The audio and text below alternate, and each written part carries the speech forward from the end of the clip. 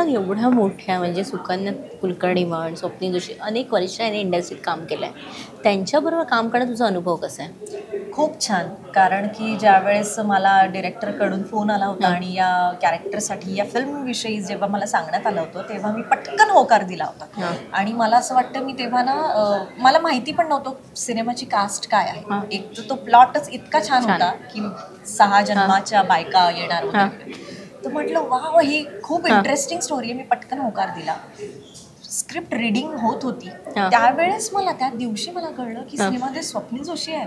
Okay, सिनेमामध्ये सुकन्या मोने आहे. बरं, सुकन्या ताईंचं असं आहे की मी 2 आठवड्या आधी बाई पण भारी देवा सिनेमा बघितला थिएटरमध्ये जाऊन. आणि थिएटरमध्ये माझी अशी विश होती की या ताईंना मी भेटले ना, मी सांगणार की खूप गोड काम झालंय तुमचं. दुसऱ्या आठवड्यात स्क्रिप्ट रिडिंगला फिल्ममध्ये आम्ही एकत्र काम करतोय हे जेव्हा मला कळलं त्यावेळेसच माझा आनंद द्विगुणित झाला.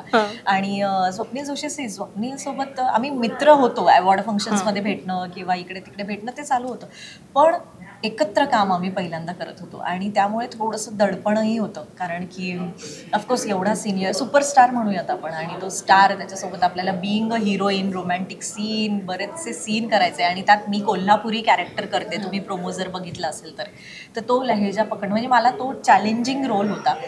त्यात तो 60-70 दशकातला काळ होता, त्यामुळे ते सगळंच कॅरी करायचं होतं ना, शर्मिला टागोर आणि किंवा असं मधुबाला लुक वगैरे. आणि ते पण लंडनमध्ये. तू लंडनच्या रस्त्यावर अशी फिरली आहे, लोक तुझ्याकडे बघत होते, तो सांग अनुभव कसा तो होता? अनुभव पण असा की मी ज्यावेळेस मग त्या लुकमध्ये फिरायचंय ना, तर तिथे मोर ऑफ नाही का वॉकिंग प्रिफर करतात लोक. आपल्याकडे गाडी आणि टू व्हीलर पाहिजेच, तिकडे जास्त वॉकिंगला प्राधान्य आहे. तर तिकडे येताच आता लोक माझ्याकडे बघायचे आणि मला म्हणायचे, कॉम्प्लिमेंट करायचे. तर असं खूपदा व्हायचं. त्यामुळे मला असं वाटलं होतं की त्या लोकांमध्ये ना खूप छान एक फ्रीडम आणि क्वालिटी आहे की कॉम्प्लिमेंट करायचं, दिसेल तसं लगेच कॉम्प्लिमेंट करायचं. आपल्याकडे थोडंसं हे असतं, भले आपल्याला ती मुलगी, तिचा ड्रेस किंवा तो मुलगा त्याचं काहीतरी असं आवडलं असेल तर आपण जाऊन पटकन बोलत नाही, तो काय विचार करेल, ती काय म्हणेल असं. पण तिथे नाही. तर ते एक खूप गोष्ट मला छान शिकायला मिळाली आणि तेव्हापासून मी जनरली कॉम्प्लिमेंट करतच असते. पण येस, माझा अनुभव खरंच खूप छान होता. कारण की तू बघशील सुकन्या ताईंचा नऊवारी लुक आहे, तर त्याच्यामध्ये त्यांनी नऊवारी नेसून लंडनच्या स्ट्रीटवर त्या जेव्हा चालायच्या, ते पायातले पैंजण छन छन छन छन करत, आणि माझा शर्मिला टागोर लुक. तर मला असं वाटतं माझा त्यांना बघून इतका मोह झाला होता. तर तिथलं मेन लंडन टॉवर ब्रिज जो आहे तिकडे मी त्यांना घेऊन फुगडी घातली होती. सो तिकडे माहितीये ना आर्ट प्रेझेंट केलं जातं स्ट्रीटवर, तर त्या लोकांना तसंच काहीसं वाटलं असेल आणि सगळ्यांनी आमची फुगडी झाल्यानंतर ना टाळ्या वाजवल्या त्या फॉरेनर्स लोकांनी. तर ते खूप म्हणजे कायमस्वरूपी लक्षात राहण्यासारखा मोमेंट आहे तो माझ्यासाठी. मला सांग, तू लंडनमध्ये जेव्हा गेलीस त्याचा तिकडे शूट करण्याचा अनुभव तो वेगळा कशा पद्धतीने होता? आणि जेव्हा म्हणजे तुमचं पॅकिंग चालू होतं, मग हे घेऊन जायचं ते घेऊन जायचं, कसं सगळं पॅकिंग वगैरे कसं केलंस? म्हणजे आज रात्री माझी 2 वाजताची फ्लाईट आहे, लंडनला फ्लाय करायचं आहे. तर मी मला वाटतं 12 नाही पण अगदी 10 वाजेपर्यंत मी शॉपिंग करत होते. तिथे हे लागेल का. माझी पहिलीच वेळ होती लंडनला जाण्याची, ते पण महिनाभरासाठी. इतर कंट्रीमध्ये गेले होते पण लंडनमध्ये गेले नव्हते. तर मला असं वाटलं की महिनाभर काय तिथले कपडे, तिथे थंडी असेल का, मग तिथे हे सगळं करून मी खूप पॅकिंग केलं, म्हणजे शॉपिंग केलं. तुला सांगते त्या शॉपिंगमध्ये अर्ध्या गोष्टी म्हणजे मम्मीने शेवटी मदत केली ना मला की अगं फ्लाईट आहे तुझी 2 वाजता वगैरे. तर मग त्या घेतलेल्या नवीन गोष्टी, सँडल्स, शूज वगैरे अर्धे मी काढून ठेवले होते कारण बॅगेमध्ये जागाच नाही राहिली.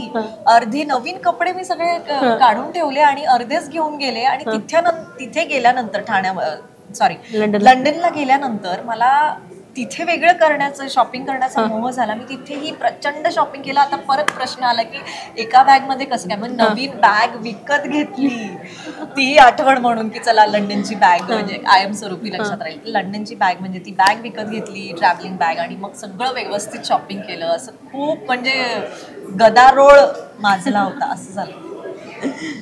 मला सांग, आता बाई ग या चित्रपटानंतर पुढचं आता काय, म्हणजे एक चांगलं प्रोजेक्ट मिळाल्यानंतर आता लोकांच्या अपेक्षा वाढतात तुझ्याकडून, आता पुढचं काय तुझ्या डोक्यात काय सुरू आहे? माझी थायलंडला वेब सिरीज शूटिंग झालंय तिचं कम्प्लीट. सो मला वाटतं ती रिलीज होईल. ओ माय डार्लिंग तिचं नाव आहे. आणि दुसरं असं की मन घुमतं या गाणं जेव्हा माझं आलं होतं आदर्श शिंदेने, माझं सिंगल अल्बम होतं. आत्ता माझं स्नेह नावाचं नवीन एक म्युझिक अल्बम येतोय ज्याच्यामध्ये मी आणि माधव देवचक्की आहे. त्याचं मस्त शूटिंग अलिबागला झालं, ते पण आता रिलीज होईल. So web series oh my darling आणि स्नेह नावाचं सिंगल शॉट आणि ऑफकोर्स सिनेमे आहेत पण ते येतील. हा मन फितूर नावाचा सिनेमा मी कोकणात शूट केला होता. सो मन फितूर नावाची फिल्म माझी येणार आहे. Thanks a lot. तुला तुझ्या फ्युचरसाठी खूप साऱ्या शुभेच्छा. Thank you so much. आणि नवराष्ट्राचे विशेष आभार, कारण की मला असं वाटतं प्रत्येक ओकेशनला मी हिच्यासोबत इंटरव्ह्यू देत असते आणि वेगळी मजा आहे याच्यासोबत करण्याची. त्यामुळे नवराष्ट्राच्या स्टेजवरच आमचं बाईगचं नाव लॉन्च झालं होतं. तर मला वाटतं नवराष्ट्र नेहमीच सोबत असतं, तर असेच सोबत राहा.